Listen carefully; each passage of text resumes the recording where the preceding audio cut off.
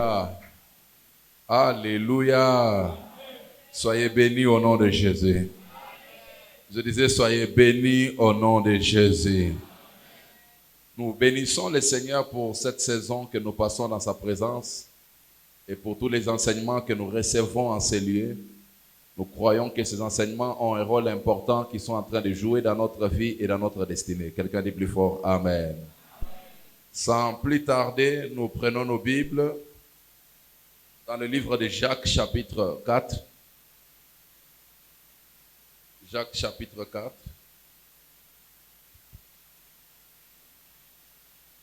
Jacques chapitre 4.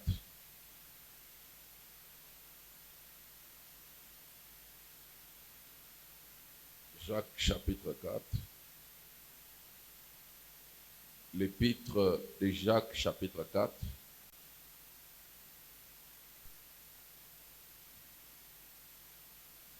À partir du 5e verset. Jacques chapitre 4. À partir du 5e verset. Jacques chapitre 4. À partir du 5e verset. Tout le monde a trouvé? Jacques chapitre 4. À partir du 5e verset, la Bible dit, Dieu chérit l'esprit qu'il a fait habiter en nous.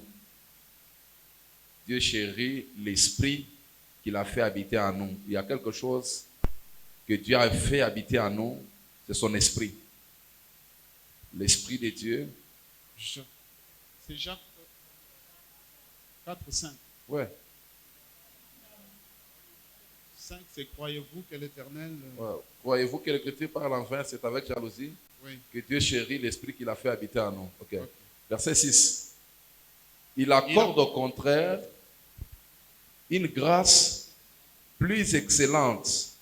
C'est pourquoi l'Écriture dit, Dieu résiste aux orgueilleux, mais il fait grâce aux humbles. Alléluia. Dieu résiste aux orgueilleux, mais il fait grâce aux humbles. Souligne cette phrase-là.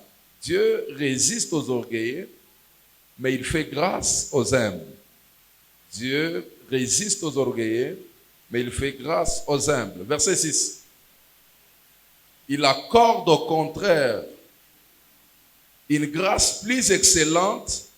C'est pourquoi l'Écriture dit, Dieu résiste aux orgueilleux, mais fait grâce aux humbles. Verset 7. Soumettez-vous donc à Dieu. Résistez au diable et il fuira loin de vous. Amen. Verset 10. Verset 10. Humiliez-vous devant le Seigneur et il vous élèvera. Humiliez-vous devant le Seigneur et il vous élèvera. Romains chapitre 8. Merci Seigneur.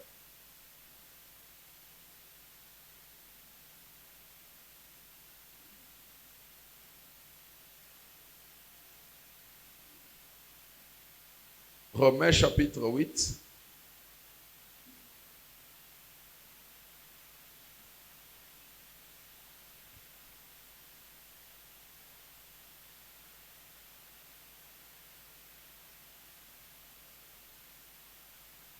Verset 5. Tout le monde a trouvé? Nous bénissons Dieu pour la pluie, mais j'espère que tout le monde m'entend, même là-bas derrière. Ça va?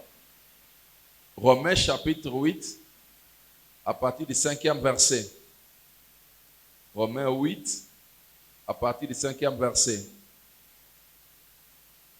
Ceux, en effet, qui vivent selon la chair, s'affectionnent aux choses de la chair.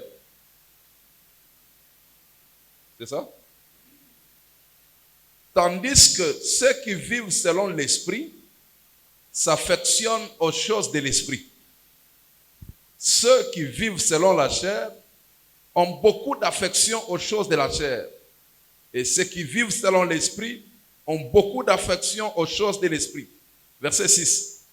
Et l'affection de la chair, c'est la mort. Souligne cette phrase. L'affection de la chair, c'est la mort. L'affection de la chair, c'est la mort. quand tu t'affectionnes aux choses de la chair, la prochaine étape de ta vie, c'est quoi? C'est la mort. La suite dit quoi? Tandis que l'affection de l'esprit, c'est la vie et la paix. Waouh. Souligne cette phrase. Quand tu es affectionné aux choses de l'esprit, deux choses t'attendent. Tu auras la vie et la deuxième chose, tu auras la paix. Oh, vous êtes là? Verset 7. Car l'affection de la chair est inimitié contre Dieu parce qu'elle ne se soumet pas à la loi de Dieu et qu'elle ne le peut même pas. Or, ceux qui vivent selon la chair ne sauraient plaire à Dieu. Pour vous, vous ne vivez pas selon la chair, mais selon l'esprit. Si du moins l'esprit de Dieu habite en vous, si quelqu'un n'a pas l'esprit de Christ, il ne lui appartient pas. 1 Corinthiens chapitre 4.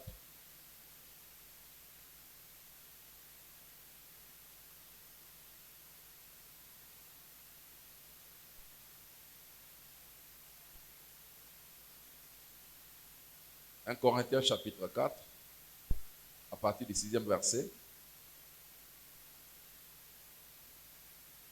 C'est à cause de vous, frères,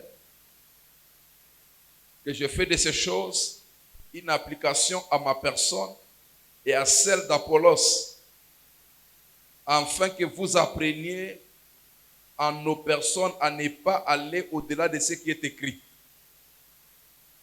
Alléluia. À ne pas aller au-delà de ce qui est écrit.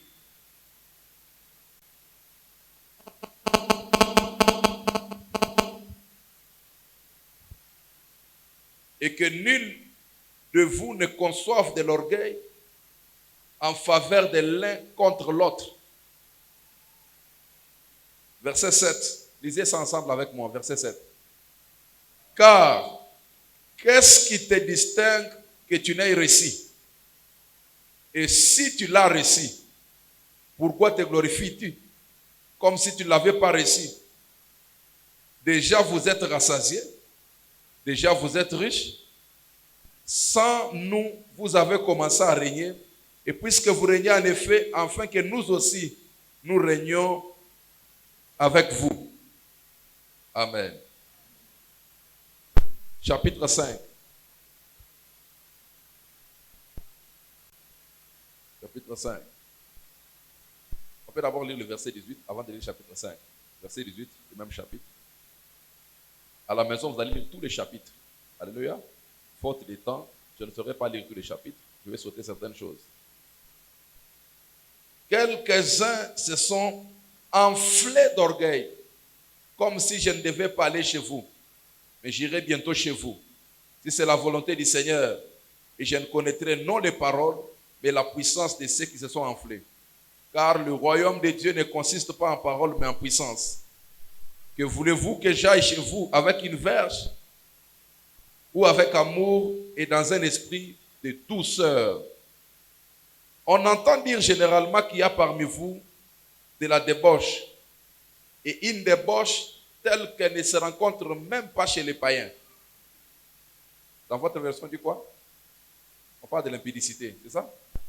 On parle de l'impudicité chez vous. Une impudicité telle qu'elle ne se passe même pas chez les païens. Quel type d'impudicité était à l'église de Corinthe? Au point que l'un de vous a la femme de son père. Quelle dimension? Alléluia. Alléluia. Vous savez, une des choses que j'aime avec les pécheurs, ils montrent les dimensions de leur péché. C'est à l'église où les gens servent sans ajouter des dimensions. Les gens viennent à Christ, ils sont boring et tout et tout. On ne cherche pas à ajouter des dimensions, on fait les mêmes choses jour après jour. Mais quand les gens commettent le péché, vous allez apprendre quelqu'un qui te dit qu'il prend tel liqueur, il associe avec tel liqueur, il fait un mélange, il boit. Et il est fier de dire ça. Vrai ou faux? Les gens de Corinthe ont atteint une dimension où quelqu'un commence à sortir avec la femme de son père. C'est quelque chose de naturel qui ne peut même pas arriver chez les païens. Verset 2. Et vous êtes enflés d'orgueil. Soulignez cette phrase-là. Enflés d'orgueil. Et vous n'avez pas été plutôt dans l'affliction, afin que celui qui a commis cet acte soit ôté au milieu de vous. Pour moi, absent de corps, mais présent d'esprit, j'ai déjà jugé comme si j'étais présent. Celui qui a commis un tel acte. Verset 4. Au nom du Seigneur Jésus, vous et mon esprit étant assemblés avec la puissance de notre Seigneur Jésus-Christ, qu'un tel homme soit livré à Satan pour la destruction de la chair, afin que l'esprit soit sauvé au jour du Seigneur Jésus-Christ. Amen. Terminons avec un passage, Proverbe 6. On va s'arrêter là. À quoi ça sert la Bible si on ne la lit pas? Proverbe 6.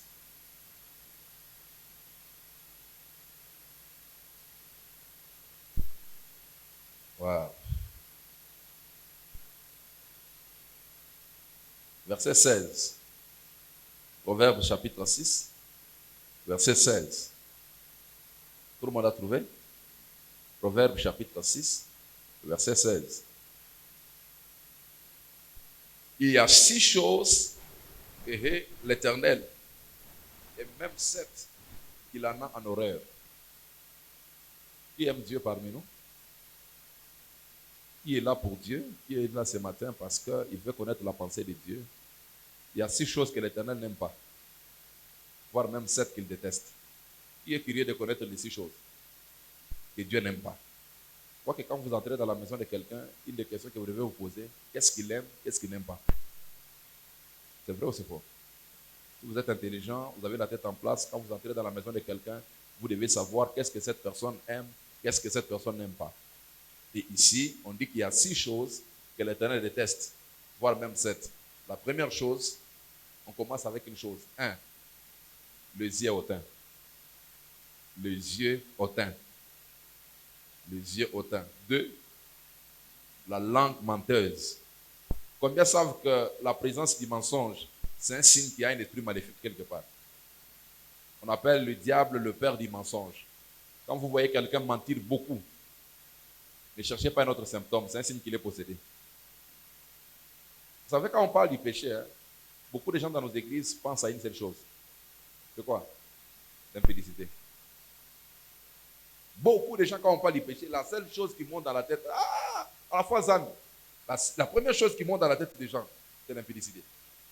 Très peu de gens s'imaginent qu'il y a des petites choses que Dieu n'aime pas. Il y a des petites choses qui font mal à Dieu. Remarquez par exemple, ce que je vais parler ce matin, je vais parler du mystère de l'humilité. Par la grâce de Dieu, je veux prier que Dieu nous aide à asseoir l'humilité dans nos cœurs, dans nos bouches, dans notre comportement et dans ce que nous sommes en train de faire. Parce que nous avons découvert ensemble avec vous que Dieu fait grâce aux humbles et il résiste aux orgueils. Rien que ces 2 raisons-là, ça peut être déjà de bonnes raisons pour lesquelles on doit chercher l'humilité. Qui n'a pas besoin de la grâce parmi nous? Tout le monde en a besoin de la grâce. Tout le monde. Tu es ce que tu es par la grâce de Dieu. Oh. Vous ne dites même pas même. Vous ne croyez pas que vous êtes ce que vous êtes par la grâce de Dieu? Qui croit qu'il est ce qu'il est par la grâce de Dieu? Par la grâce de Dieu. Alléluia. L'apôtre Paul pose une question tendancieuse. Il dit, qu'est-ce que tu as que tu n'as pas réussi? Retenez avec moi ce matin, tout ce que tu as dans la vie, tu l'as réussi.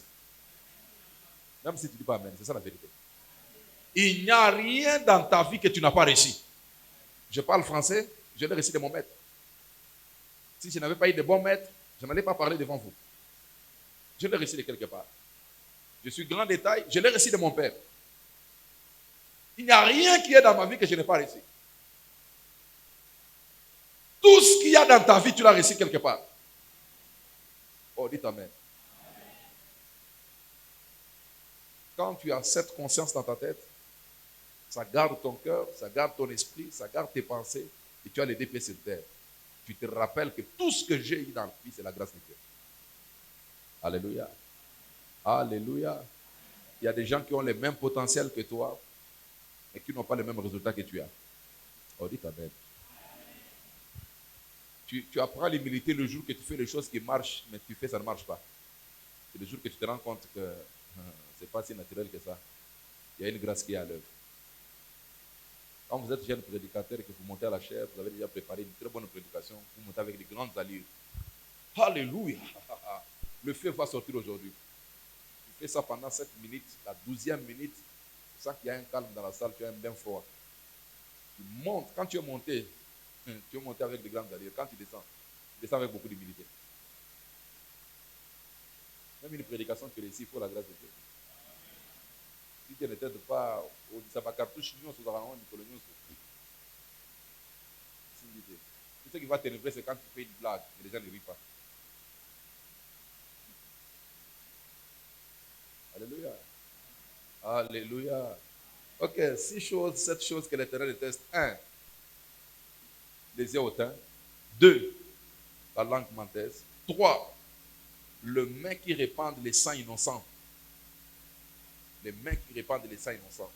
Ici, on écrit les mains qui répandent les sangs innocents parce qu'il y a des gens qui meurent parce qu'ils ont mérité leur mort. Par exemple, quelqu'un vient dans ta maison pour te tuer, par légitime défense, il te sauve, il te donne un coup, il tombe. Tu n'as pas tué. Il a mérité cette mort-là. Tu es militaire, tu es frère en Christ, mais tu es militaire. Tu vas en guerre pour sauver ton pays. La personne que tu as tuée là, Dieu ne va pas te demander ce soir. Parce qu'il est venu pour voler votre territoire. Tu sauves ton territoire. Mais quand tu répands les sangs de quelqu'un qui ne t'a fait pas du mal, qui n'a rien fait contre toi, Dieu va te juger pour ça. C'est clair? C'est clair? C'est une malédiction de remettre le mal envers le bien. Si quelqu'un t'a fait du bien, toi tu fais du mal, c'est une malédiction. Alléluia. Ok, lisons ensemble. On dit quoi? Le cœur qui médite des projets iniques. Il y a le mot iniquité là-bas. Des mauvais projets. Et tu as toujours des pensées bizarres. Entre nous, imaginons seulement comme ça. Je lui mets le poison, il meurt, je prends sa place. Avant même que tu ne tues la personne, comme ton cœur médite déjà ça, Dieu a l'œil, il voit ça. Vous êtes là? 5. Le pied qui se hâte de courir au mal. Tu connais que ce que tu vas faire là, c'est pas bon. Mais tu cours quand même, tu es content. Dieu déteste les choses comme ça. Dieu déteste les choses comme ça. Quand tes pieds courent vers le mal, Dieu déteste. C'est parmi les choses que l'Éternel déteste. 6. Le faux témoin qui dit des mensonges. Tous les sœurs sont spécialistes dans des choses comme ça. Elle peut même pleurer. Elle sait qu'elle ment, mais elle pleure. Une des questions que je demanderai Dieu au ciel, c'est comment les femmes produisent des larmes facilement. Même quand elle est sincère, elle sait qu'elle dit là, c'est faux. Les faux témoins. 7 et la dernière. C'est lui qui excite des querelles entre frères.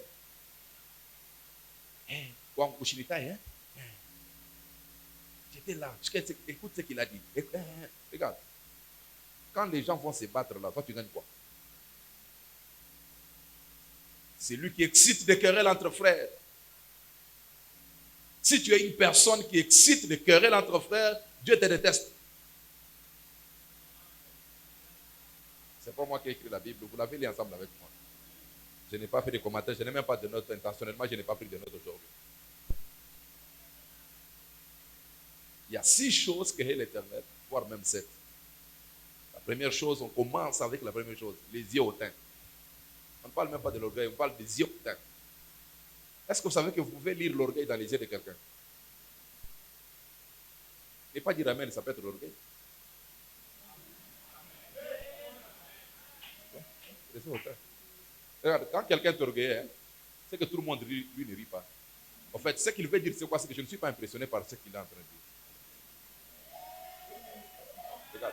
de dire. Regarde un orgueilleux quand il parle avec vous. Comment il regarde? Qu'est-ce que l'œil n'a pas vu avant? C'est qui déjà vu tout ça? On a vu tout ça, on a entendu. Dis à ton voisin, laisse-toi impressionner par la prédication, frère. Quelqu'un de plus fort, amen. Ce matin, par la grâce de Dieu et pendant cette saison, nous allons parler de l'humilité. Nous allons parler de l'humilité, le mystère de l'humilité, la puissance de l'humilité, pourquoi l'humilité, c'est quoi l'humilité. Je commence ma prédication par vous dire ce que l'humilité n'est pas. L'humilité n'est pas être sale. Souvent, quand quelqu'un est sale dans nos milieux, on dit qu'il est humble. Quand quelqu'un est médiocre, il n'est pas humble, on dit qu'il est humble. L'humilité n'est pas être médiocre. L'humilité n'est pas être médiocre. L'humilité, ce n'est pas manger mal. L'humilité, ce n'est pas s'habiller mal. L'humilité, ce n'est pas parler calmement.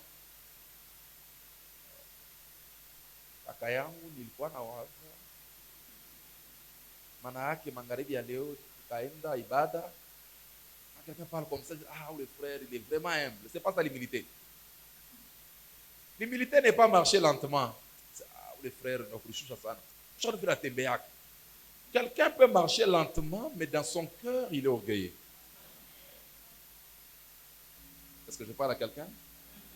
L'humilité, ce n'est pas le fait de ne pas porter les bijoux. C'est vrai qu'il y a des gens qui portent les bijoux par orgueil. Et certaines personnes portent les bijoux par culture.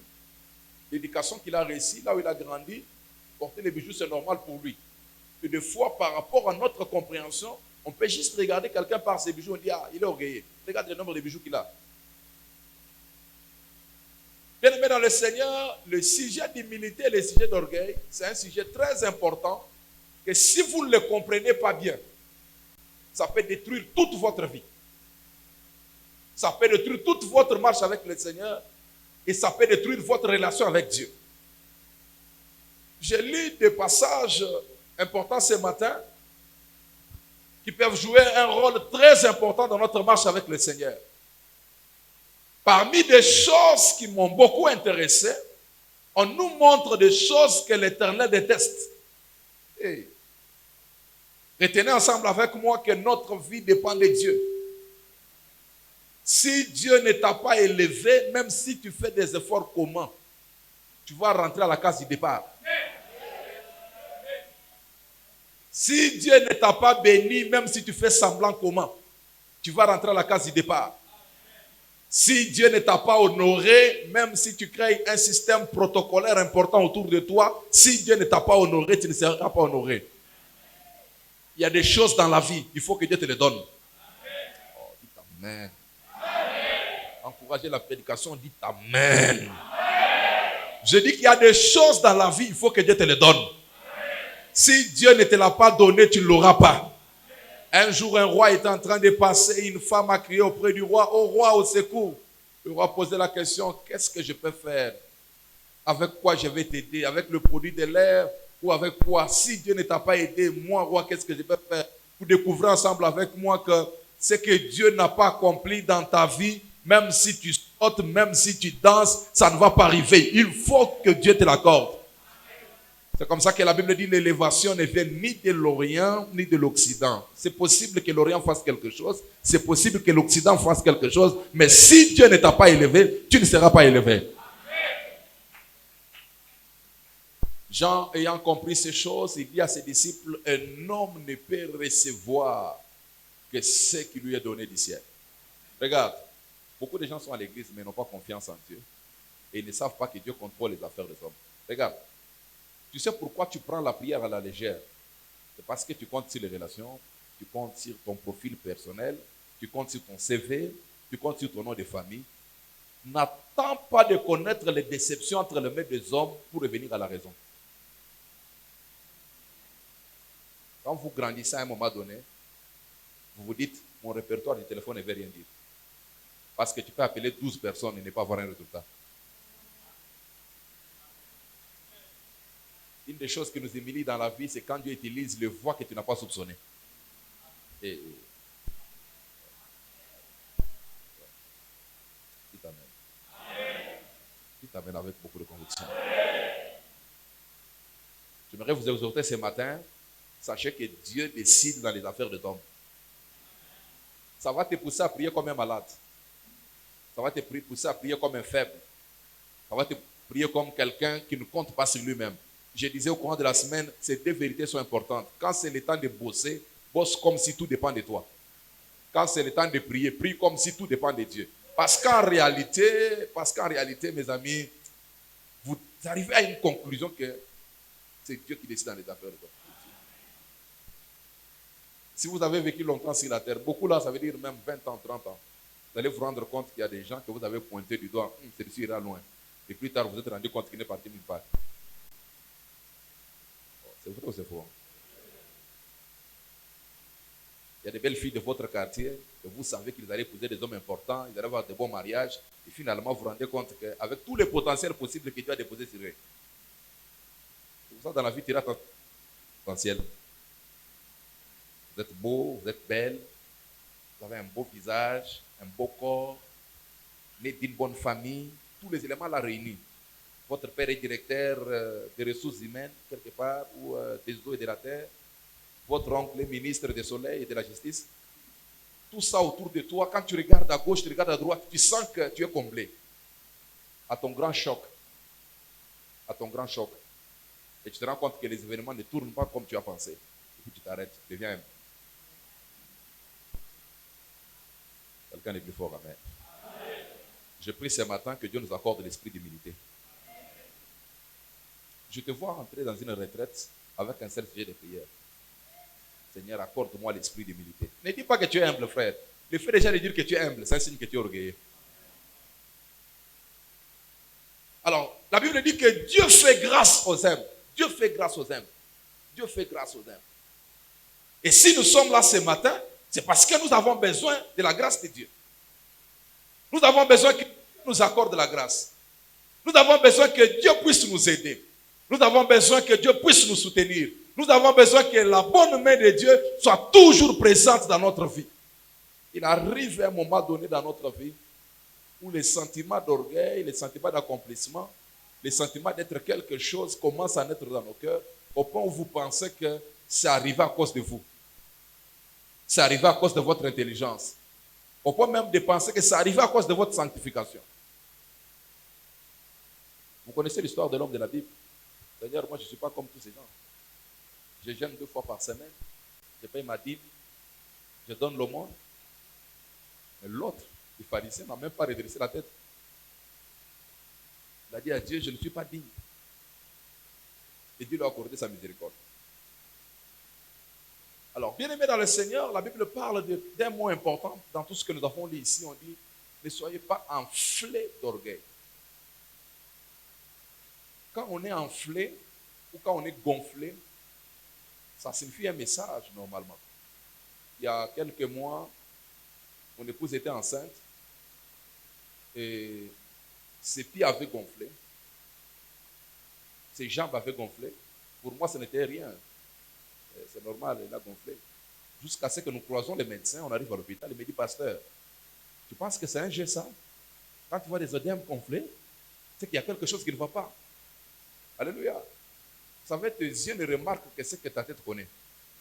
Tant que ta tête ne connaît pas, tu vas trouver tout normal. Ah, c'est bien, oui, les pieds ont gonflé, ça fait quoi? Alors, le médecin m'a dit que quand tu vois une femme enceinte avec les pieds gonflés, ça cache un message. Ça peut même amener à la mort. Le fait que les pieds sont gonflés comme ça peut amener à la mort. J'ai beaucoup de médecins dans la salle. Si je leur donne les micros ici, vous allez ouvrir la bouche.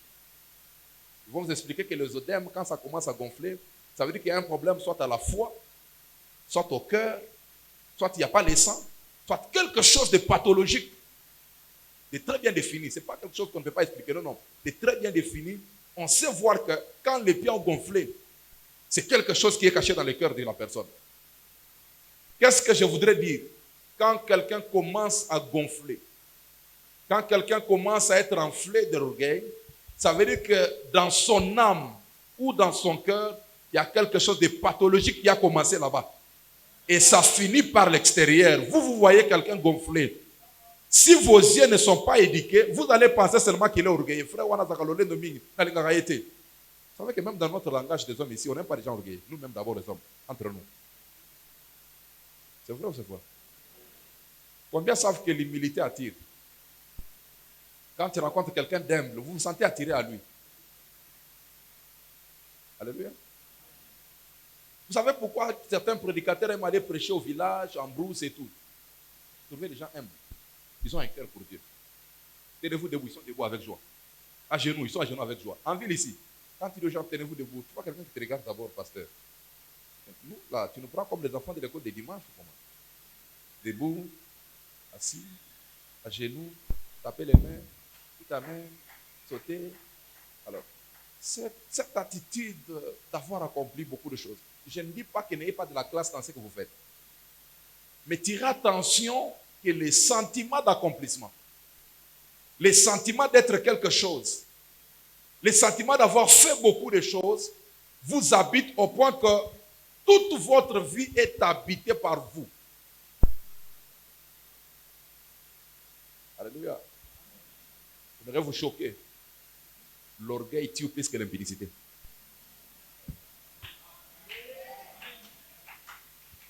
Vous n'avez pas compris, je reprends. L'orgueil tue plus que l'impudicité. En termes de péché, j'entends beaucoup de gens dire non, tous les péchés sont les mêmes. Non, ne blaguez pas. Tous les péchés ne sont pas les mêmes. Les péchés ont des niveaux. Vous voyez les deux péchés ici, l'idolâtrie et l'orgueil, sont des péchés que Dieu ne tolère pas. Vous lisez la Bible. Montrez-moi les péchés que Satan a commis. Vous savez qu'il n'était pas Satan avant. Un homme de Dieu m'a dit, quand tu chasses quelqu'un de ta présence, il faut le diaboliser. J'ai ouvert la bouche, j'ai dit, ah, oui. Quand tu chasses quelqu'un de ta présence, la prochaine étape, il faut le diaboliser. Je dis, oh, pourquoi? Il dit, tu as vu Dieu? Satan était un ange de lumière. Une fois qu'il l'a chassé, la première chose qu'il Dieu a fait, il a diabolisé. Et puis l'histoire s'est arrêtée là. Si Satan apparaît ici, tous ici nous allons claquer les mains. Satan, quitte au nom de Jésus-Christ. Mais c'était ministre chargé de la louange et de l'adoration au ciel. Ce n'était pas n'importe qui. Parmi les gens qui connaissent les secrets de Dieu, les secrets de Dieu, comment Dieu réfléchit, comment Dieu pense. Si Dieu dort, Satan connaît où il dort. Parce qu'il était très proche de lui, très très proche. C'est comme ça dans la vie, tirez attention quand vous êtes très proche. La proximité peut être une bénédiction, ça peut être aussi une malédiction pour vous. Tout dépend de comment vous exploitez. Vous êtes là? Je parle de quoi ce matin? Demande à ton voisin, est-ce que tu es humble? Ou ce sont les circonstances qui t'ont gardé humble? Cherche notre voisin. Pose-lui la question, voisin. Tu es humble ou ce sont les circonstances qui t'ont gardé humble? Cherche notre voisin, cherche notre voisin. Le voisin. Non, ça c'est entre nous. Hein. Tu es humble ou ce sont les circonstances qui t'ont gardé humble? Demande-lui, si tu as la capacité de signer un chèque d'1 million de dollars aujourd'hui, est-ce qu'on te verra à l'église dimanche matin, sous la pluie? Un jour, un pasteur me raconte un témoignage. Un de ses fils de l'église, ils ont commencé pratiquement ensemble. Hein. Dieu l'a élevé, il est monté très haut. Et le pasteur est allé à son bureau pour suivre la dîme. Frère, tu n'as pas payé la dîme. Le frère dit au pasteur, pasteur, si je donne la dîme, l'église va se diviser. Alors le pasteur me dit, lui qui n'avait rien, a su gérer 100% du montant. Et lui pense que nous, quand à l'église, nous aurons 10%, nous allons diviser. Et l'autre est allé plus loin, il a dit au pasteur, pasteur, j'ai votre dîme, mais je garde. S'il y a des besoins à l'église, venez m'informer. Je préfère commencer à vous les donner progressivement pour garder la foi. Je ne vais pas perdre mon pasteur. Le pasteur lui a dit, si toi tu n'es pas perdu avec les 100% que tu as, et tu penses que le pasteur, lui, va perdre la foi à cause de tes 10%. Les gens ne sont pas humbles. Hein? Ne voyez pas l'apparence des gens. Les gens sont humbles par rapport aux circonstances. C'est quand quelqu'un a le pouvoir, il a la beauté, il a l'influence, que vous découvrez qu'il est humble. Je descends un peu avant d'aller très loin. C'est notre église. J'ai tout le temps, je parlerai de ces choses. Combien parmi nous ont remarqué que l'investissement des Congolais ne va pas loin? Combien ont remarqué ça? Non, ça c'est entre nous. Je parle en tant que papa et famille. Demande à ton voisin. Réfléchissons entre nous. Je sais que tu ne vas pas mourir jeune, mais ça c'est entre nous. Si tu meurs aujourd'hui, ton business va continuer ou bien va s'arrêter. Demande-lui ça.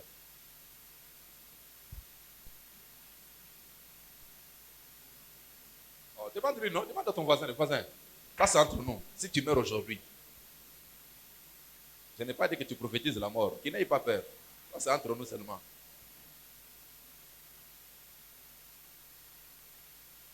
Alléluia. Alléluia. C'est pour cela que 2 choses caractérisent l'humilité. La première chose, c'est l'esprit d'un enfant. La deuxième chose, l'esprit d'un serviteur. Si vous voulez rester humble toute votre vie, gardez dans votre tête que vous êtes un enfant, gardez dans votre tête que vous êtes un serviteur. Ces deux choses-là, ça peut vous aider toute votre vie. Regardez l'enfant. Vous pouvez lui tirer les oreilles. Il ne va nulle part. Vrai ou faux? Vous tapez, il part et puis il revient. Regardez comment les enfants apprennent les choses facilement. Si je commence à apprendre une langue ici, avec un adulte et avec un enfant au même moment, vous allez voir que dans peu de temps, l'enfant va parler la langue. Et l'adulte n'apprendra rien.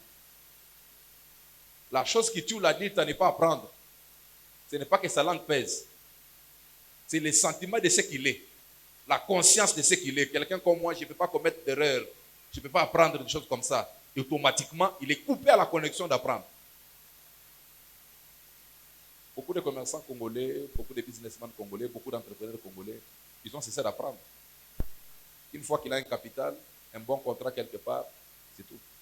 Mais ce qu'ils oublient, c'est que le contrat peut s'arrêter. Comment apprendre de l'intelligence qui peut te permettre à ce que je suis en train de faire ici, même si le contrat s'arrête, que ça puisse continuer. Certains parmi vous, vous êtes membres aujourd'hui, demain vous serez pasteur de grandes églises. Mais est-ce que vous aurez l'humilité de me considérer comme père ou de me considérer comme collègue? Aza pasteur, nga pena aza pasteur, on a église, on a collègue. Là où tu as liqué dans le boulot, on a boulot bien, on a liqué.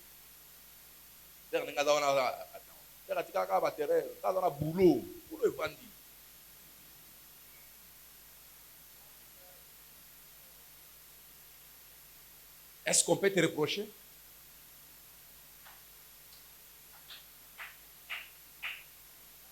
Est-ce qu'on peut te reprocher? Il y a des gens aujourd'hui, si je les change d'un département à un autre, ils quittent l'église. Moi, on m'enlève. Quelqu'un comme moi. Moi, j'ai commencé cette église chez le pasteur au salon. Le fait d'avoir commencé au salon ne fait rien dire. On va donner ça fait rien. Alléluia. Alléluia. Alléluia. Vous savez, des choses comme ça, j'aurais préféré être au ciel pour prêcher des messages comme ça. Malheureusement, j'ai vu sur la terre que je suis aussi soumis au même message. Donc, je n'ai pas que j'ai une pensée contre quelqu'un ou une peur contre quelqu'un. Vous savez, l'homme africain a un problème. Quand les messages les touchent, non, on dit que boire quelqu'un ma casse. Donc, vous voulez que les messages soient des balles perdues. Donc, on va y aller. Un bon message doit nous concerner. Les choses que nous faisons tous les jours, les choses que nous vivons tous les jours. Je vais raconter l'histoire d'un pasteur. Chaque fois qu'il prêche, un frère vient le voir. Il dit, papa, le message était très bon.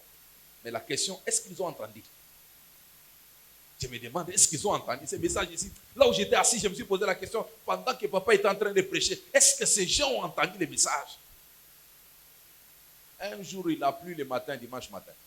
Et le frère était venu avant. Pendant que la pluie a commencé, le pasteur priait que la pluie continue encore davantage. Et le moment de la parole, le pasteur a commencé à prêcher. Le frère s'est levé dans les bancs.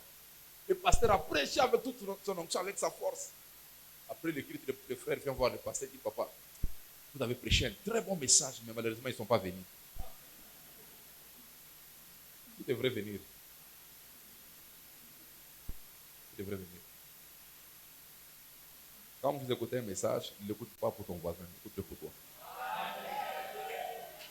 C'est qu'il y a quelque chose. Pour cela que le Seigneur envoie les messages. Retenez que l'humilité peut t'aider à aller loin dans la vie. Vous êtes là? Qui veut aller loin dans la vie? Qui veut aller loin? Une des choses qui nous tue, nous les Africains, nous nous rassasions avant. Nous, il suffit juste d'un petit rien. On est content. On est déjà plein même. Plein. Hier, j'ai écrit quelque chose sur mon statut. Regarde, ne sois pas content de recevoir les compliments de tout le monde. Le bon compliment, c'est quand le roi commence à s'intéresser à ce que tu fais. Regarde, tu peux être un couturier, tes frères ou tes sœurs de l'église viennent chez toi donner des habits. Ce n'est pas que tu coûtes bien. Ils peuvent venir chez toi par sympathie. C'est notre sœur de l'église, on n'a pas de choix, qu'on vienne. Tu veux quoi faire? Les gens viennent par sympathie. Non, c'est notre frère. Tu chantes, les frères acclament, ils te soutiennent parce que tu es notre frère. Si nous on ne le fait pas, personne ne va le faire. Mais ça ne veut pas dire qu'il y a une grosse tête déjà dans ton esprit pensant que tu as fait quelque chose.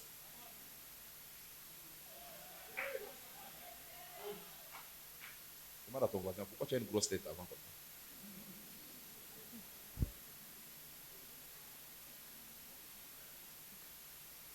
Qu'est-ce que tu as répondu? Oh, demande-lui bien, dis le voisin. Pourquoi tu as une grosse tête comme ça avant?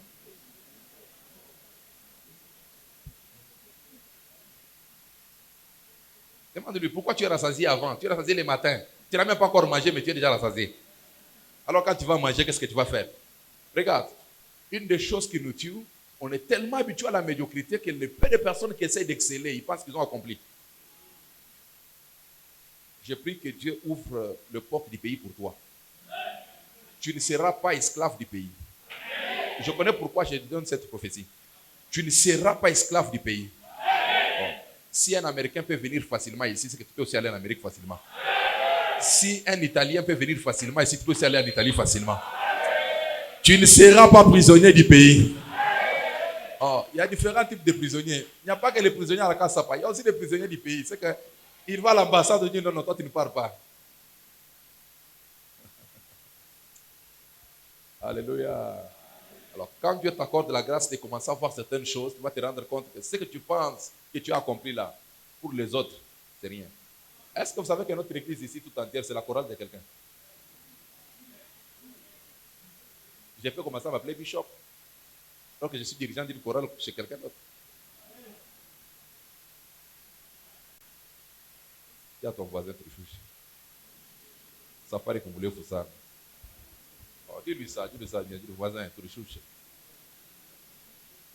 Dis-lui bien, voisin Trichouche. Ce que tu penses que tu as accompli là, c'est peut-être une répétition pour quelqu'un d'autre. Qui a dit plus fort, amen. Qui a dit plus fort, amen. Qui a dit plus fort, amen.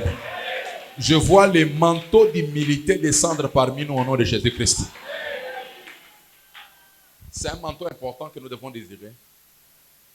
Alléluia. On peut même faire une retraite de prière juste en train de demander à Dieu l'esprit d'humilité. Les mariages échouent à cause du manque d'humilité. Alléluia. Derrière chaque mariage qui a échoué, c'est des lions ensemble, en fait. S'il ne me demande pas pardon, il va voir. La femme aussi dans son cas dit, si lui aussi ne me demande pas pardon, il va voir. L'homme aussi dit, c'est moi le boss ici, en fait. C'est moi qui paye les factures. Quand tu connais les prix de payer les factures, tu connais ce que ça demande. Alors, si elle ne demande pas pardon, elle va voir. Chacun dans son coin, rempli de lui-même, le temps qu'on se rende compte. Derrière chaque divorce, se cache l'orgueil. C'est comme ça que je vous ai dit que chaque conflit qui fait plus de 5 minutes, arrêtez. Quand tu es dans un débat avec quelqu'un, tu lui dis, il reprend, tu donnes, il renvoie. On comprend déjà que tu es en face de quelqu'un de très orgueilleux. Tu ne fais pas de débat, arrête, c'est fini. Parce que tu ne vas pas changer ses idées. J'ai lu une blague, ce n'est pas une blague, mais c'est quand même vrai. Quelqu'un dit, je suis arrivé à une position où quand tu me dis 1 plus 1 égale 4, j'accepte. Parce qu'il y a des gens tellement rigides que tu veux l'amener à croire qu'un plus 1 égale 2. Il te dit non, c'est 4. Et il peut aussi te prouver que 1 plus 1 égale 4. Alléluia. Alléluia. Ce matin, je vais mettre des bases par rapport à l'humilité et par rapport à l'orgueil et pourquoi Dieu déteste l'orgueil. Quels sont les exemples de l'orgueil dans la Bible? Quelles sont les personnes qui ont manifesté de l'orgueil et comment Dieu a réagi à cet orgueil? Et pourquoi les gens qui sont humbles sont attirés par Dieu, Dieu se sent attiré par eux? Et pourquoi nous devons être humbles, en fait? Amen. La première chose, vous découvrez que Dieu résiste aux orgueilleux. La vie a déjà beaucoup de résistance. La vie a déjà beaucoup de combats. Si tu as vécu ici là, pendant 30 ans, 40 ans, 50 ans, tu vas te rendre compte que ce n'est pas un jeu. Je disais à mes enfants, le meilleur moment de votre vie, c'est ce moment aujourd'hui. Vous pouvez vous plaindre comme vous voulez. Mes enfants disent toujours qu'ils sont en prison. Papa, on ne sort pas, on est toujours en prison ici. Si chez toi c'est en prison, vous voulez aller où? Nous, on a grandi chez nous à la maison, ne partez pas. Alléluia. Vous savez, nos mères avaient une certaine sensibilité. Ils ne voulaient pas qu'on soit en contact avec les étrangers. Au point que, quelque part, ils avaient raison. Beaucoup d'éducation biaisée, c'est quand un enfant est en contact avec beaucoup de personnes. Tu apprends d'ici, tu apprends d'ici, tu apprends d'ici, tu apprends d'ici. Le temps qu'on se rende compte, tu es totalement changé. Certains parmi vous, vous allez vous rappeler de vos pères spirituels dans la foi, pas à l'église, à l'école.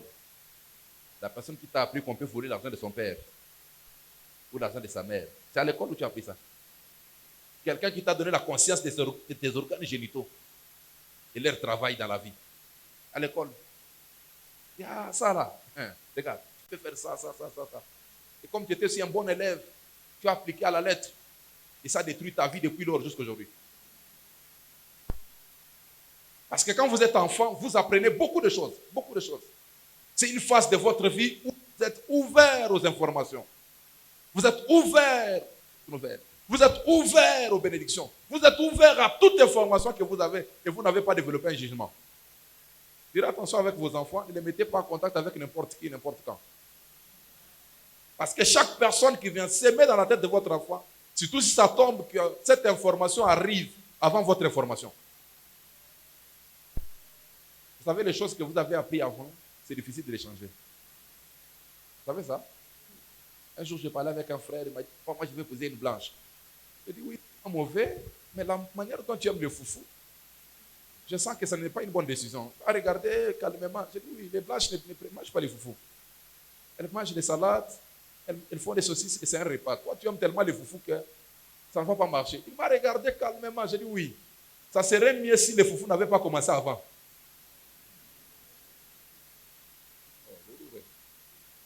Non, entre nous, tu épouses une femme européenne. Toi, tu es accro. Ah bon, accro. Ah oui, accro. Elle a mangé un pain. Vous savez, quelqu'un m'a dit, je suis aussi beaucoup de miracles à faire. Il va multiplier les pains. C'est quoi les pains? Je dis, dans la culture là, les pains c'était les repas. Donc pour lui, pour qu'il y ait une bonne multiplication, il faut qu'on fasse des boules de foufou.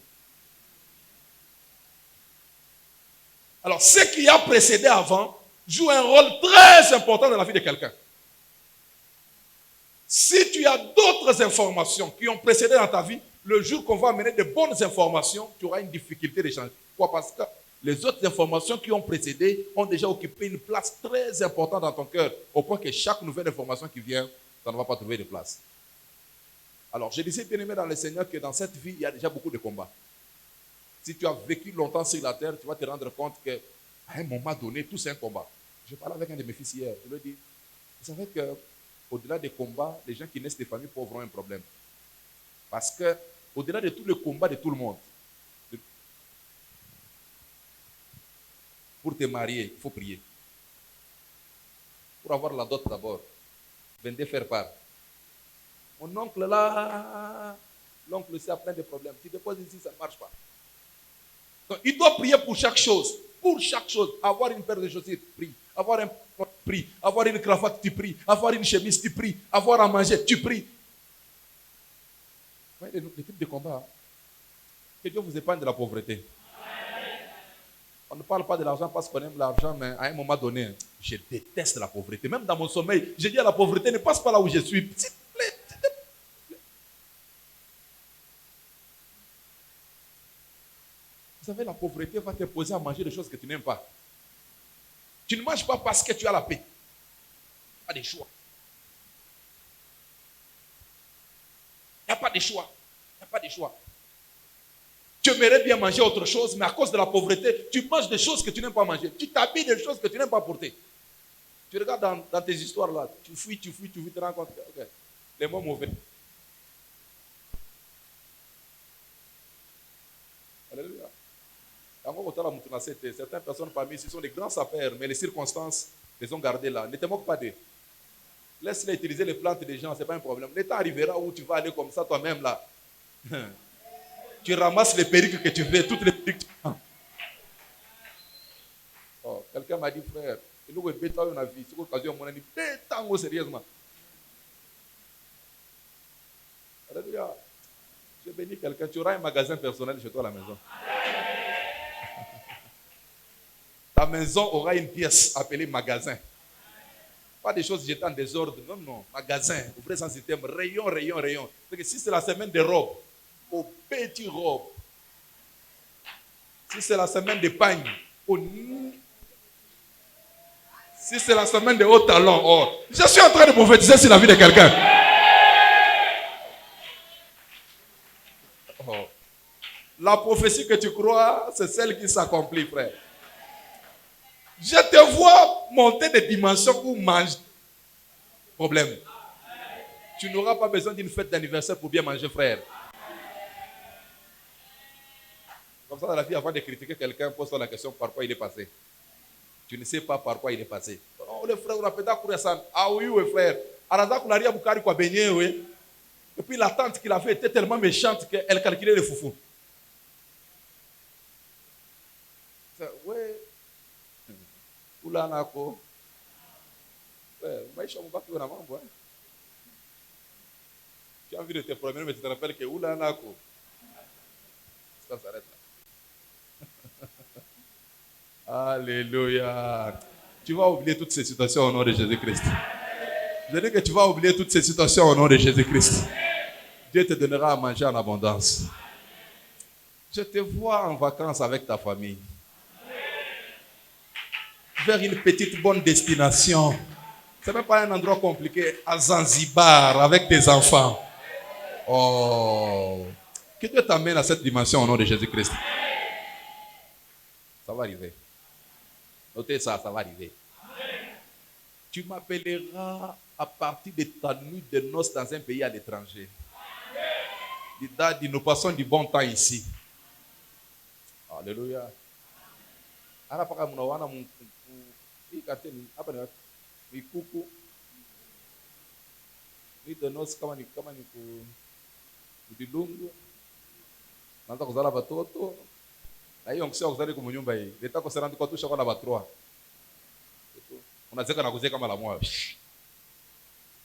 Je vous vois prendre un avion. Pendant que je vous donne une révélation. Pendant que je me la fais, le Saint-Esprit m'a dit, Dieu va t'amener à une dimension où tu vas commencer à financer les nuits de noces des gens. Je vous bénis les mariages là. J'ai béni. Amen. J'ai dit, les cadeaux, l'église va vous donner une Bible. Mais moi, je vous paye des billets. Vous voulez aller où? Ça va arriver de manière pratique. Un jour, je bénirai un mariage ici. Après le mariage là, cadeau surprise. J'ai acheté des billets, je vous donne, prends. Allez-y. Oh, c'est comme tu es africain. Frère, dis la bien que je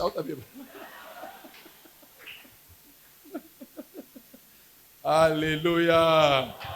Alors, bien aimé dans le Seigneur éternel, Dieu résiste aux orgueils. Avec tous les combats qu'il y a déjà dans la vie, n'ajoute pas Dieu parmi tes ennemis.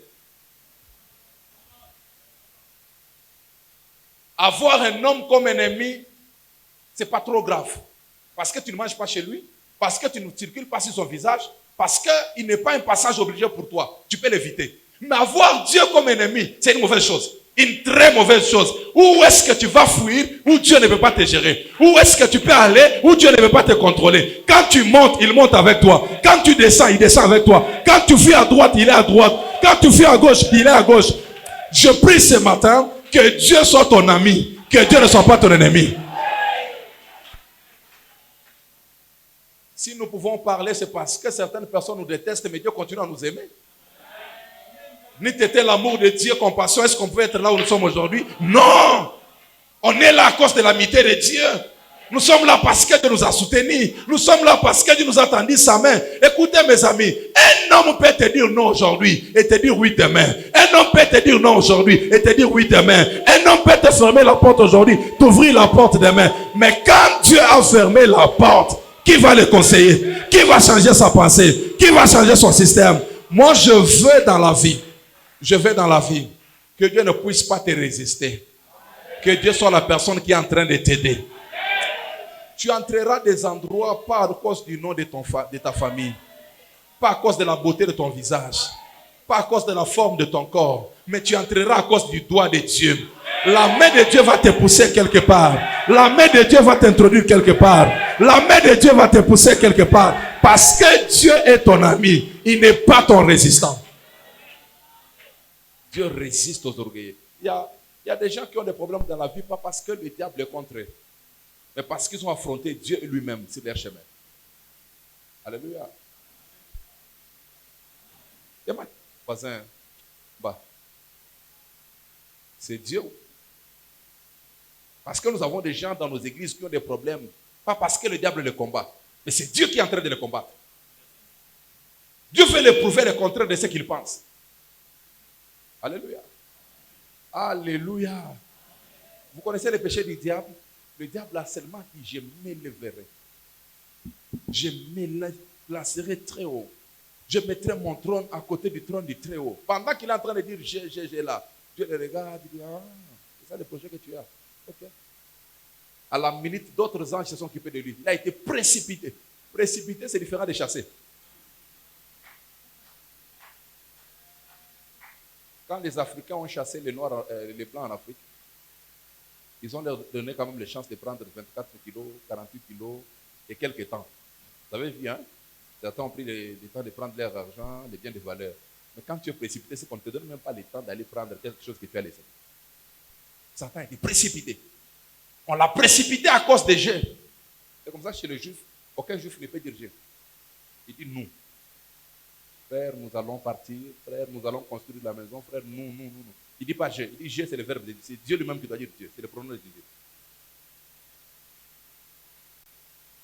Qui est en train de te résister? C'est Dieu ou c'est le diable?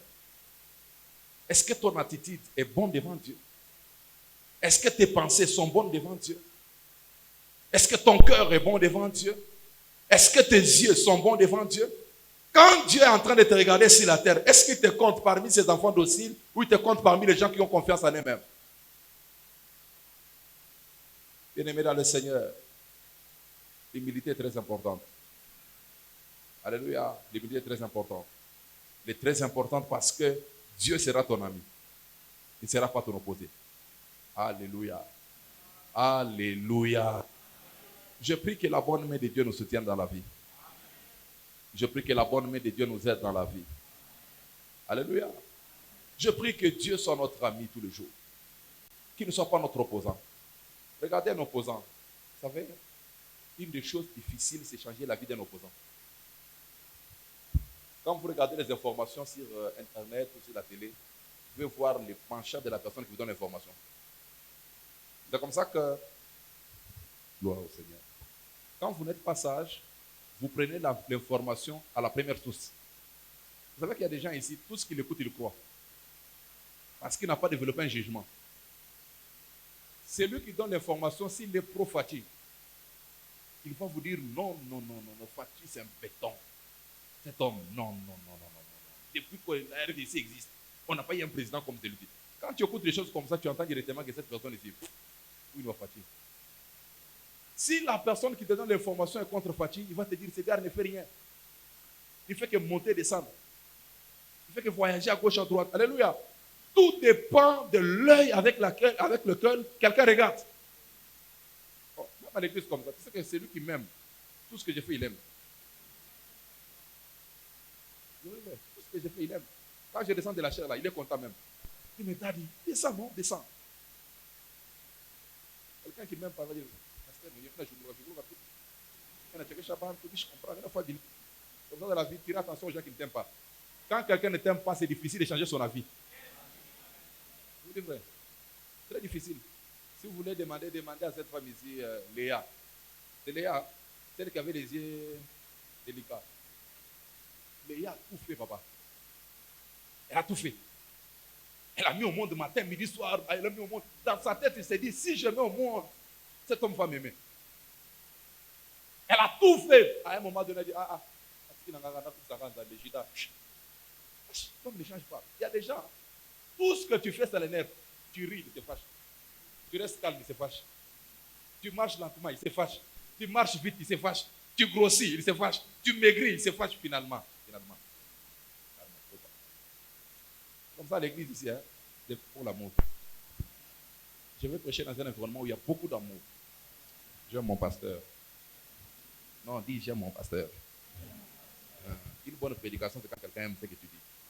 Il va écouter ça avec beaucoup de passion. Je vous informe, même à l'école, le prof que tu aimes, tu vas aimer son cours. La plupart d'entre vous, vous ne parlez pas l'anglais, pas parce que l'anglais était compliqué. Déjà, le prof d'anglais était bizarre. Et puis vous l'appelez Mister. Et puis English teacher, Mr. Wilson. Et puis ils étaient minces, ils étaient bizarres. Quand tu regardes ça, sa tête t'énerve. Et puis tu te poses la question, quand même tu connais l'anglais, tu allais nulle part. Tu vas me prendre quoi aller. Aujourd'hui, vous me parlez. Alléluia. Alléluia. Que Dieu vous bénisse. Je disais que Dieu vous bénisse. Que Dieu vous bénisse. Alléluia. N'oubliez pas de quoi je parle. Je parle de l'humilité. J'ai beaucoup de choses à vous enseigner sur l'humilité. Beaucoup de choses à vous enseigner. Je suis en train de mettre des bases. Je vous enseignerai comment monter comme Vasti. Comment monter comme Corée. Comment monter comme Dathan. Comment monter comme Satan. Dathan et Satan. Comment monter comme Satan. Qu'est-ce qui a détruit Satan? Alléluia. Comment devenir comme Lucifer? Parce qu'il y a des gens qui sont devenus Lucifer, mais ils ne savent pas qu'ils sont Lucifer. Regarde, dans la vie, on ne court pas derrière quelque chose, mais on développe un système qui attire quelque chose. Regarde par exemple, je vous donne un exemple. Un manguier n'a pas une page Facebook. Un manguier n'a pas de publicité à la télévision. Mais quand c'est la saison des mangues, que tu le veuilles ou pas, tu seras attiré. Tu peux être fier comme tu veux. Tu vas regarder seulement et dire, hé papa, la faim qui est en toi va défier ta fierté. Le temps qu'on se rende compte, tu vas trouver une méthode, soit tu montes au-dessus, soit tu prends des pierres pour commencer à jeter et récupérer les mangues. Il arrive une dimension de toi, si tu l'as développé, tu n'as pas besoin de courir derrière certains résultats. Le résultat va commencer à te suivre l'un après l'autre. C'est comme ça dans la vie, le succès, ce n'est pas quelque chose qu'on court derrière. C'est quelque chose qu'on attire par ce qu'on devient. Je disais au courant de la semaine que si mon palace ne reçoit pas des autorités, ça mérite une prière spirituelle. Parce que les standards qu'ils ont mis des choses, c'est normal que les autorités viennent loger là-bas. S'ils ne viennent pas et qu'il n'y a que les chrétiens qui vont là-bas, les responsables doivent commencer à instituer des prières. C'est comme ça que certaines personnes dans nos églises, des fois, ce n'est pas les diables qui les combattent, c'est leur médiocrité même. Regardez quand quelqu'un fait des choses. Il fait des choses avec beaucoup de bricolage. Oui. Alléluia. Tu vas voir, oh, je suis cuisinier. Est-ce que le gouverneur peut manger ton repas? Parce que la Bible dit, c'est lui qui a famé, trouve bon même ce qui est amer. Quand quelqu'un a faim, tout est bon. Tu dois mesurer ton travail quand les gens rassasiés, c'est aussi ton service. Oh papa, j'ai une boutique d'habillement. Ok, tu as une boutique d'habillement. Est-ce que les gens rassasiés peuvent t'habiller là-bas? Allô? Frère, il n'y a pas qu'à ma casse, il y a un grand chanteur. Fais ça micro.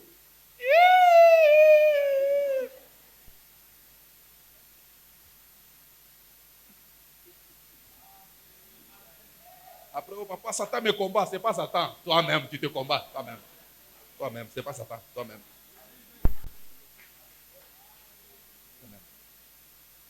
Va ser après, on va dire c'est pique en coupe. Il coupe, tu as coupe.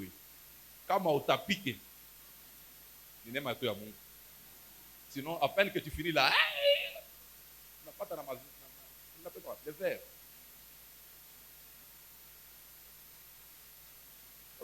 Catalan. La plante. Et quand coucou, tu as bien. Ah, frère, il m'a oublié parler. Unafunga kumancho baba unisaidie katika jina la Yesu. Vingine vipite, vingine viluri. Alléluia. Dieu résiste aux orgueilleux. Dieu résiste aux orgueilleux. La deuxième vérité, Dieu fait grâce aux vains. Dieu fait grâce aux vains. Dieu fait grâce aux vains. Dieu fait grâce aux vains. Je veux que Dieu t'accorde sa grâce. Vous savez, quand vous êtes pasteur, vous avez la passion que vos membres aillent de l'avant, qu'ils réussissent. Pas seulement aujourd'hui. N'ayez pas de petits succès de 5 ans. Ça, c'est important. Le feu de bois est différent du feu de chambre. Vous avez compris? Le feu de chambre s'allume vite et puis ça s'éteint vite. Des fois dans nos églises, vous voyez quelqu'un, Dieu le visite, il monte et soudainement, il s'arrête. Vous avez déjà remarqué ça? Si vous suivez des preuves, vous allez vous rendre compte que cette personne avait une certaine attitude qui a poussé Dieu à l'élever.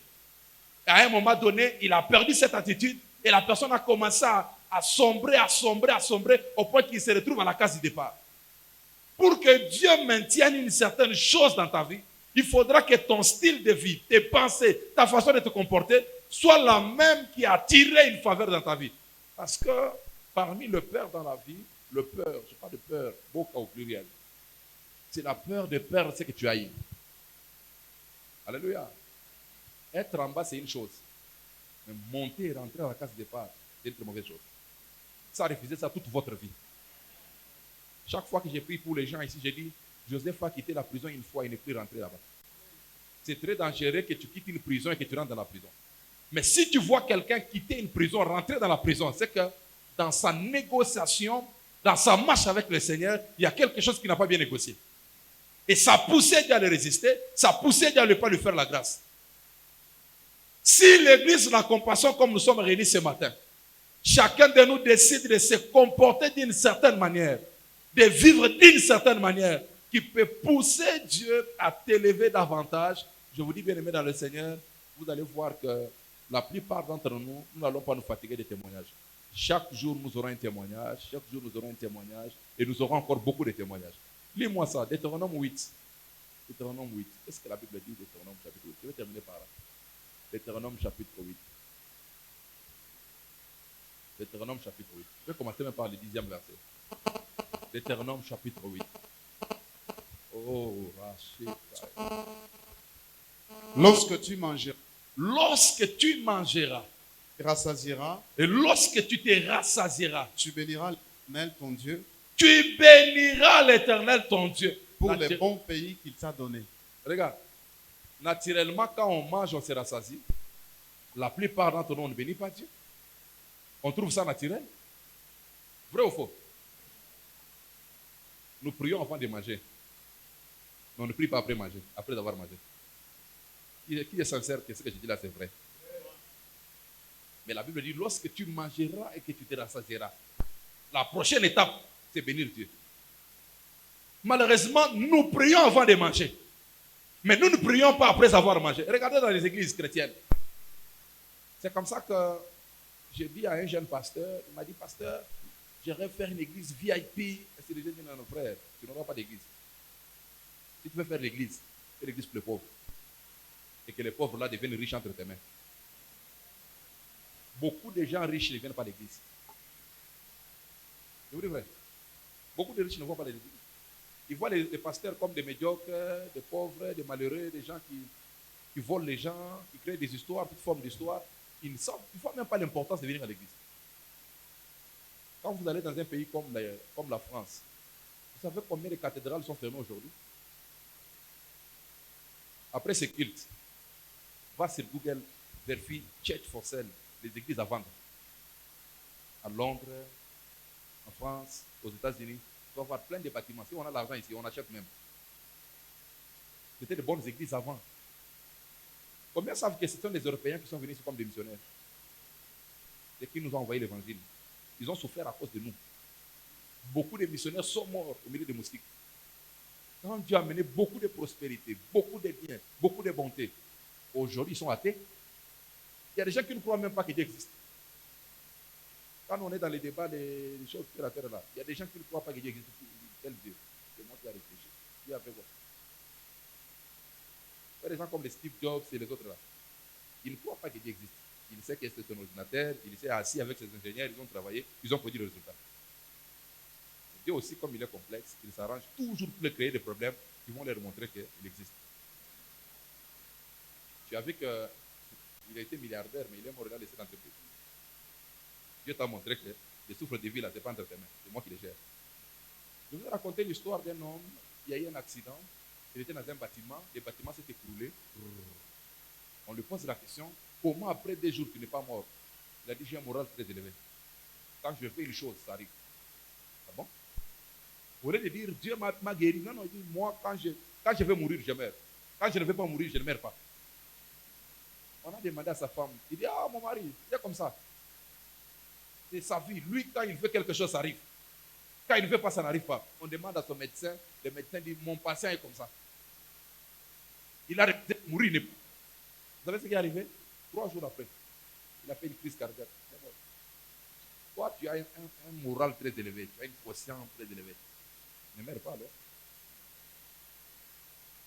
Lorsque tu mangeras et que tu rassasieras, garde-toi et bénir l'Éternel ton Dieu pour le bon pays qu'il t'a donné.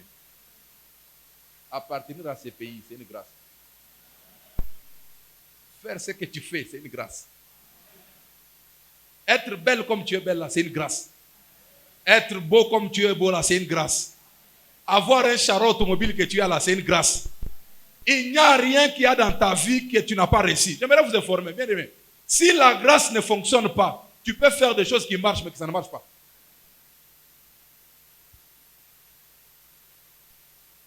J'aimerais que chacun de nous arrive à la dimension de comprendre que chaque bon résultat qui est dans mes mains, c'est Dieu. Ce n'est pas moi. C'est moi qui ai travaillé, oui, mais c'est Dieu qui m'a donné ça. Si Dieu ne m'a pas donné, ça ne va pas arriver. Il est possible que Dieu t'humilie par les circonstances. Il est possible que Dieu t'humilie par des événements. Mais je voudrais que chacun de nous, en venant à l'église chaque jour, que vous reconnaissiez que c'est la grâce de Dieu qui a fait de vous ce que vous êtes. Alléluia. Aujourd'hui, c'est facile de dire Amen parce que certains d'entre vous, vous n'êtes pas encore partis nulle part.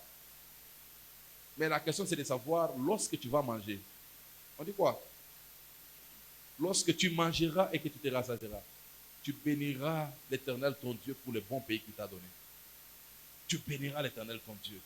Bénir Dieu, ce n'est pas que tu te tiens debout, Dieu je te bénis, tu es béni. Non, non. Dans l'attitude de ton cœur, tu dois reconnaître que ce que je suis en train d'accomplir ici, je ne l'accomplis pas par moi-même, je l'accomplis à cause de Dieu. La suite dit que tu vas observer les ordonnances que l'Éternel ton Dieu t'a exigées. Bien-aimé, si aujourd'hui nous te voyons au fil de la semaine, on dit allons à genoux, tu vas à genoux. On dit gênons, tu gênes. N'oublie pas que c'est l'assemblage de ces petites choses qui t'ont élevé. Il y a un message que j'ai prêché il y a beaucoup d'années. Parmi le point que j'avais donné, j'ai expliqué en disant, n'oublie pas ce qui t'a élevé. Dans la vie, tu dois connaître qu'est-ce qui t'a élevé. Alléluia. Tu dois connaître ce qui t'a élevé. Si tu as eu quelque chose que tu n'avais pas avant, tu dois savoir qu'est-ce qui m'a donné ce que j'ai aujourd'hui. Pour moi, le fou, ce n'est pas seulement les gens qui sont sales sur la route. Le fou, c'est les gens des personnes qui ne comprennent pas comment ils sont devenus ce qu'ils sont devenus. Alléluia. Tu ne vas pas rencontrer un grand qui ne connaît pas comment il est devenu grand. Regarde. Les gens qui ont produit cette bouteille d'eau, ils ne se sont pas seulement arrêtés de nous donner le nom de l'eau. Quand vous regardez à côté ici, on va vous montrer la formule qui a produit. Vous avez compris ça? La formule qui a produit. Dans la vie, tu dois voir la formule qui t'a amené là où tu es aujourd'hui. Le jour que tu veux abandonner cette formule, ça veut dire que tu es en train de maudire ta propre vie. Tu es en train de reculer à la case du départ. Si par exemple, tu es ce que tu es par la prière, il te faut la prière pour maintenir ce que tu es.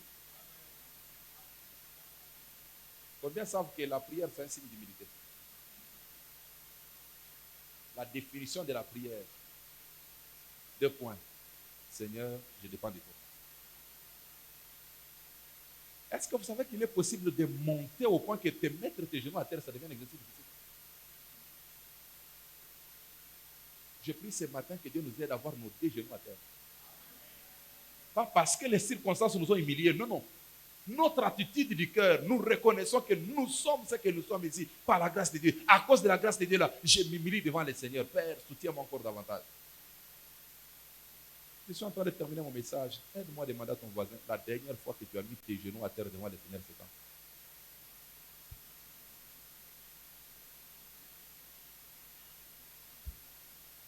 Qu'est-ce que tu as répondu?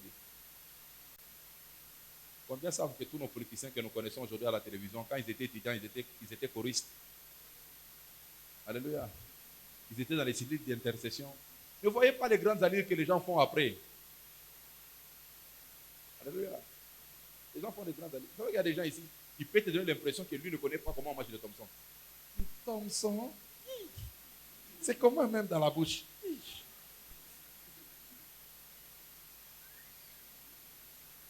Par contre, notre dossier photo, puis on va en campagne. Je vous donner un secret. Dans la vie, chacun de nous doit avoir une photo qui l'humilie. Tu dois avoir une photo qui t'humilie. Quand tu regardes seulement la photo là comme ça te garde un peu. Ah, merci Seigneur. Ne commence pas. Alléluia. À partir d'aujourd'hui, dans votre chambre à coucher, mettez une photo qui vous humilie. Si vous avez peur de mettre ça au salon parce que les gens vont se moquer de vous, mettez ça dans la chambre. Quand vous regardez ça, ça vous rappelle à l'ordre. Ah, merci Seigneur. Quelqu'un dit une image vaut plus que 1000 mots. Tu regardes seulement l'image là, tu dis, ah, je reconnais Seigneur, merci. Amen. Amen. Que Dieu nous bénisse pour ce matin. C'est...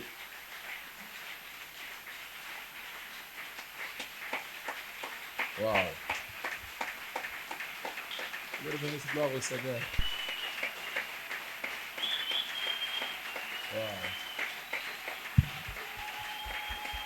Wow.